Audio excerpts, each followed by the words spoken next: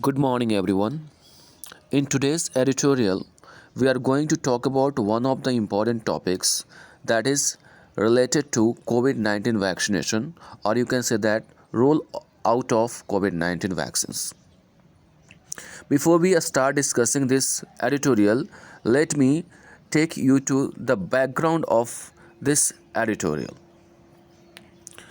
You must have come across the news when the Prime Minister of India came and announced that the vaccination program will start from 3rd of January, and the day he chose to announce this day was 25th of December. That is Christmas Day, and on that particular day we celebrate the birthday of our formal or honorable, you can say, Prime Minister of India, Atal Bihari Vajpayee. This day is also celebrated as Good Governance Day, and on that particular day, the Prime Minister of India came and promised India that we shall start vaccination program for teenagers. And it started yesterday only on 3rd January, and this is matter of taking pride for us that we have covered 0.4 million children in the first day, and you can say that nearly 0.4 million children received the first dose of the COVID-19 vaccine. Now,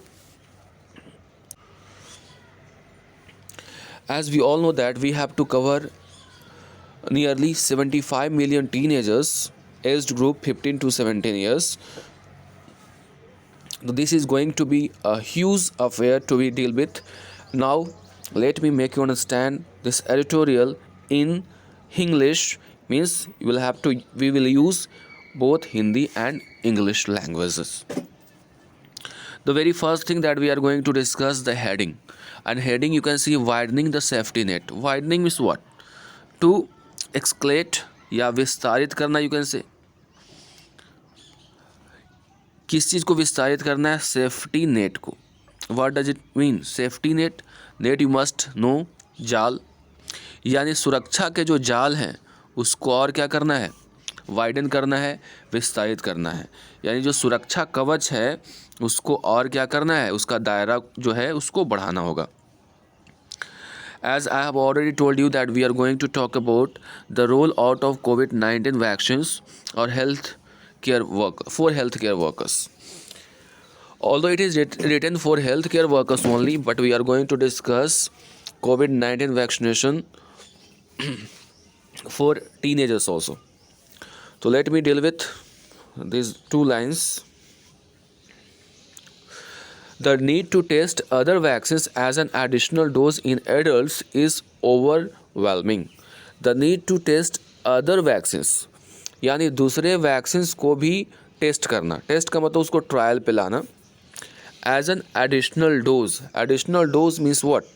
booster dose in adults में is overwhelming. इसका मतलब है बहुत ज़्यादा क्या है, खुशी की बात है तो कह सकते हैं, बट यहाँ पे कह सकते हैं ज़बरदस्त है, यानी इसकी अभी ज़रूरत है.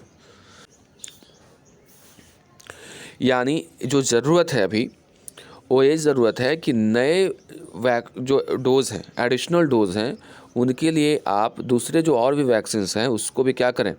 टेस्ट करें.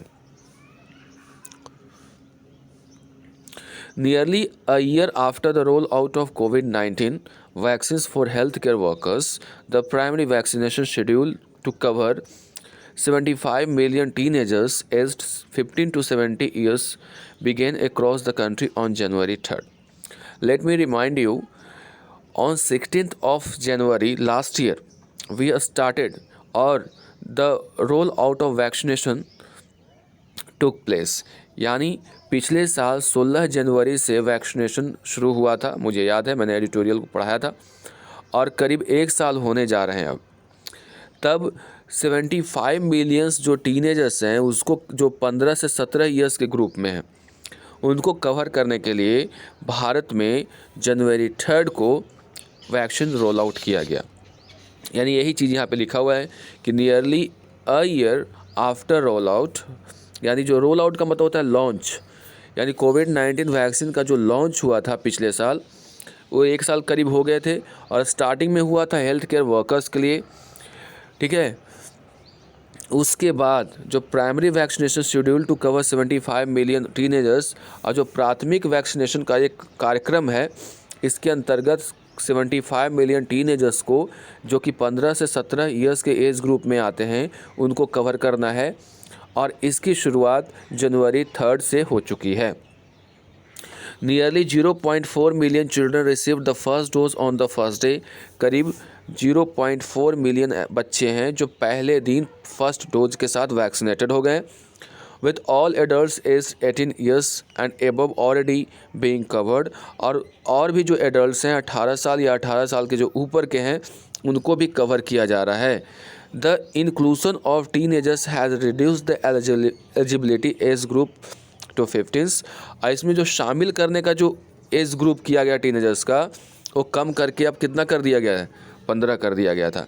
यानी पहले जो वैक्सीनेशन हो रहे थे वो 18 या 18 प्लस के लिए हो रहे थे, लेकिन अब जो है इसमें इंक्लूड कर लिया है किसको, 15 या 15 साल से ऊपर के बच्चे को। The decision to vaccinate teenagers, जो फैसला लिया गया है to vaccinate teenagers with which was announced by Prime Minister Narendra Modi on December 25 last year, जो कि अनाउंस किया गया था नरेंद्र मोदी के द्वारा दिसंबर 25 last year, was based on the emergence of highly transmissive Omicron variant. ये जो अनाउंसमेंट था, यानी ये घोषणा थी, वो किस पर आधारित थी, जो नए जो वेरिएंट आए हैं ओमिक्रॉन नाम के, जो कोविड-19 का एक नया जो वेरिएंट आया है ओमिक्रॉन नाम का, उसके जो ट्रांसमिसिव नेचर को देखते हुए, यानी बहुत तेज़ी से जो फैलता है उसके नेचर को देखते हुए ये फैसला लिया गया था। यानी इमर्जेंस का मतलब सामने आना, इमर्ज्ड होकर के सामने आया, यानी जो सामने आया एक नया वेरिएंट, उसके वजह से ऐसा फैसला लेने पे मजबूर होना पड़ा। It's spread to many countries in about a month after it was designated as a variant of concern। इसकी जो स्प्रेड है, स्प्रेड का मतलब होता है फैलाव, इन मैनी कंट्रीज़, कई देशों में, इन अबाउट अ मंथ, एक ही महीने में, after it was designated, designated का मतलब होता है नामित करना, नाम देना, यानी जब इसको वेरिएंट ऑफ कंसर्न के कैटेगरी में रखा गया था। वेरिएंट ऑफ कंसर्न का मतलब होता है एक चिंता का वाला जो वेरिएंट है, जिसको सीरियस माना जाता है। ये WHO के द्वारा इसका नाम दिया जाता है और WHO ही इसे कैटेगराइज करती है कि किस में आप इसको रखना है, और ओमिक्रॉन को वेरिएंट ऑफ कंसर्न की कैटेगरी में रखा गया था WHO के द्वारा। तो जैसे ही ये इमर्ज हुआ, सामने आया और देशों में फैलने लगा, तो इसको वेरिएंट ऑफ कंसर्न कैटेगरी में रखा गया, इसको नामित किया गया। डेजिग्नेटेड का नामित करना। The global case surge, global का मतलब वैश्विक तौर पे जो केस में जो सर्ज आई, सर्ज का मतलब होता है उछाल, and the trend in many developed countries of vaccinating adolescents and children, और ट्रेंड देखने को मिला कई जो डेवलप्ड कंट्रीज़ हैं उसमें वैक्सीनेटिंग एडोलेसेंट्स को, यही जो बच्चे टीनेजर्स ग्रुप में आते हैं, उनको भी वैक्सीनेट कर रहे थे डेवलप्ड कंट्रीज़। इन सब चीज़ों को देखते हुए भारत ने भी देखा, एक तो एक वेरिएंट ऑफ कंसर्न है, दूसरी बात कई देश ऐसा कर रहे हैं, तो भारत भी इसमें आगे आया। While there is no clear consensus on whether healthy teenagers above 15 should be vaccinated, particularly as severe disease and deaths in the age group are relatively low when infected by the virus, and significant percentage of teenagers and children have been already infected, as indicated a few serosurveys, vaccination does not increase the level of protection. Does increase. Let me make you understand all these lines. While there is no clear consensus, consensus का मतलब होता है सामूहिक मत या विचार, यानी अभी तक इस बात को लेकर के सामूहिक कोई मत नहीं आया है वेदर कि हेल्दी टीनेजर्स, वैसे टीनेजर्स जो 15 से ऊपर हैं, should be vaccinated, particularly as severe disease and deaths in this group are relatively low. क्या बोला जा रहा है कि ऐसे लोग यानी ऐसे टीनेजर्स जो 15 या 15 साल के ऊपर हैं उनका वैक्सीनेशन होना चाहिए। क्यों ऐसा कहा जा रहा है? क्योंकि इस ग्रुप में बच्चों को कोई ख़ास डिजीज़ नहीं होता है, गंभीर कोई बीमारियां नहीं होती हैं और न ही इस ग्रुप के बच्चे में डेथ देखने को मिला है, और है भी तो बहुत ज़्यादा लो है। When infected by the virus, जब वायरस से इन्फेक्टेड हुए हैं ऐसे बच्चे तो इनमें गंभीर बीमारी और मौत बहुत कम ही देखने को मिला है।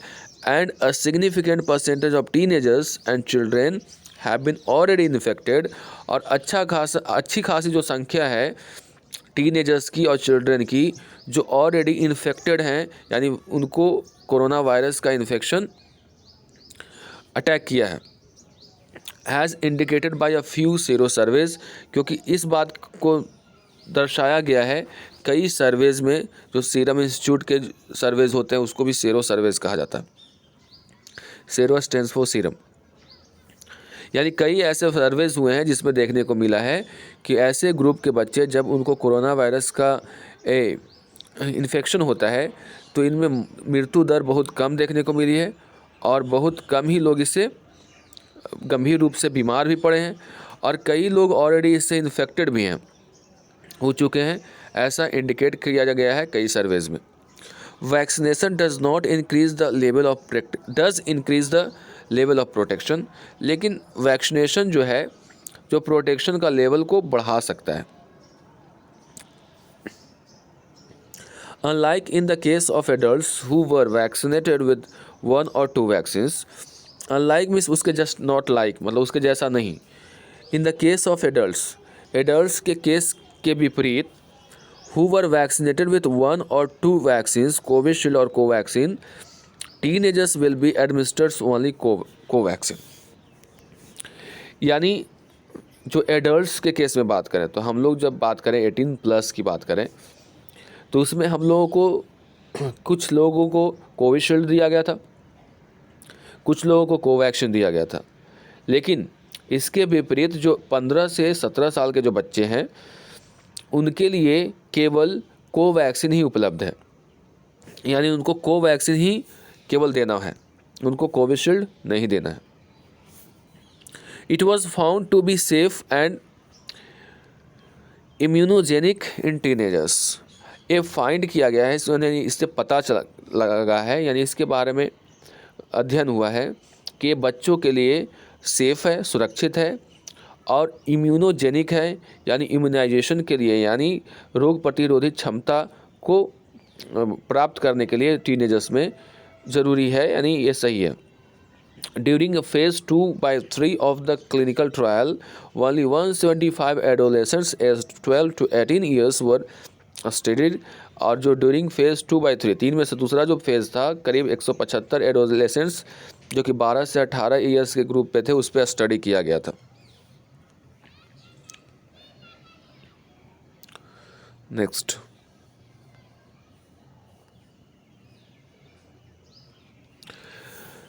The data of the trial yet to be peer reviewed, यानी जो डेटा है ट्रायल का उसको अभी भी पूरी तरह से अवलोकन करना बाकी है, यानी अच्छे से रिव्यू करना बाकी है। पीयर रिव्यू का मतलब होता है कि जब आप किसी चीज़ पे अपना शोध करते हैं या फिर कोई ऐसा आप थेसिस लेकर के आते हैं या आप अपना ट्रायल करते हैं तो एक फ़ाइनल मंजूरी जो मिलती है ना कि नहीं आप बिल्कुल आपने सही किया है, वो अभी बाकी है, उसको एनालिसिस अभी पूरी तरह से बाकी है।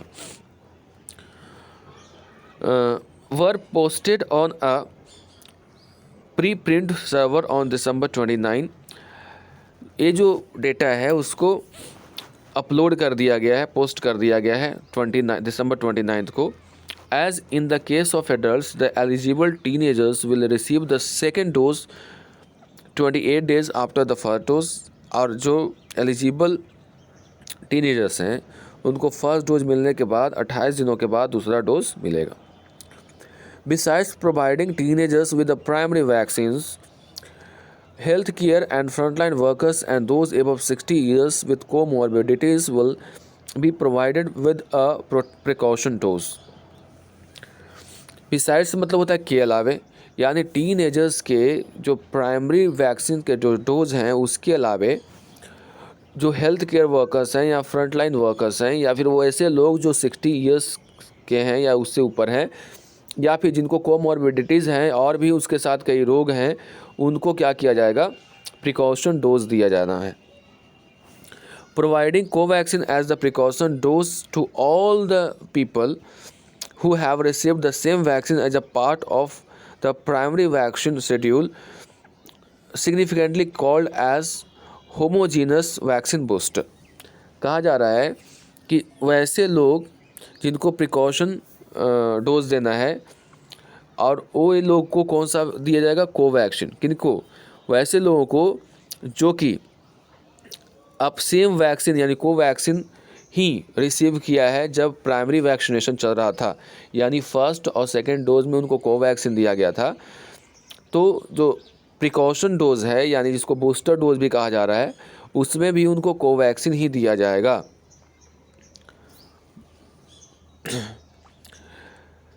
सिग्निफिकेंटली यानी importantly called as homologous vaccine. Homologous का मतलब हुआ, होमो मतलब होता है सेम तरह का, ऐसे होमोलोगस का मतलब यहाँ पे उचित भी होता है.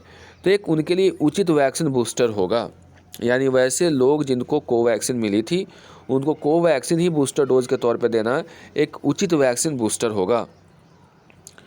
And it will be the best approach at least till there is evident on using a different vaccine as a booster shot. और यही अच्छा एक उचित अप्रोच होगा कब तक, जब तक ये प्रमाण आपके सामने नहीं होगा कि हम लोग दूसरे भी वैक्सीन को बूस्टर डोज के तौर पे दे सकते हैं. यानी अभी तक इस बात की कोई प्रमाणिकता नहीं है कि दूसरे बूस्टर डोज को भी दिया जा सकता है. Till then we can vaccinate with the same vaccine that is called homologous vaccine. यानी when you receive the first और second dose of Covaxin you need to take Covaxin as a booster dose. Other vaccine may or may not suit your body. That's why we will have to go through the same kind of vaccine that we have received as a regular or primary vaccination. Now come to the next one.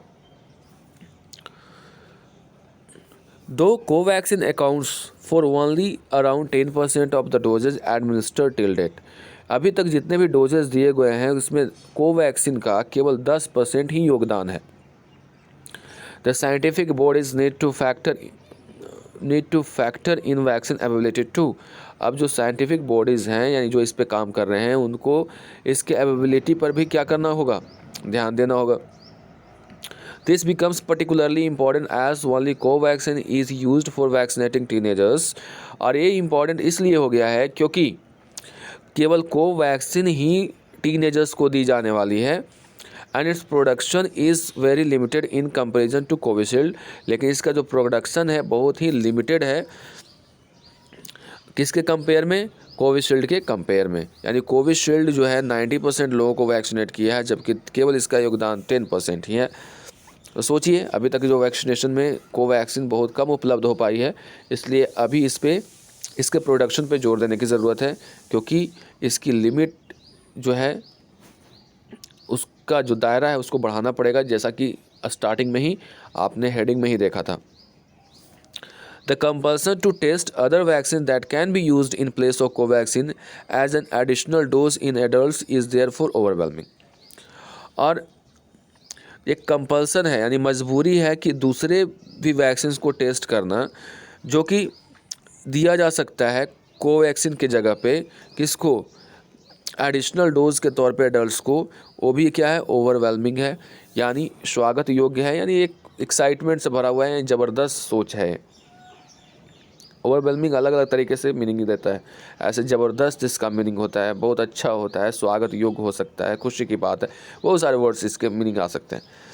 यानी जो अभी चूँकि यहाँ पे compulsion हो गई, मजबूरी है कि क्योंकि कई लोगों को अभी भी वैक्सीनेशन करना है और ख़ासकर अगर बूस्टर डोज़ की बात करें तो एडिशनल डोज हो गया.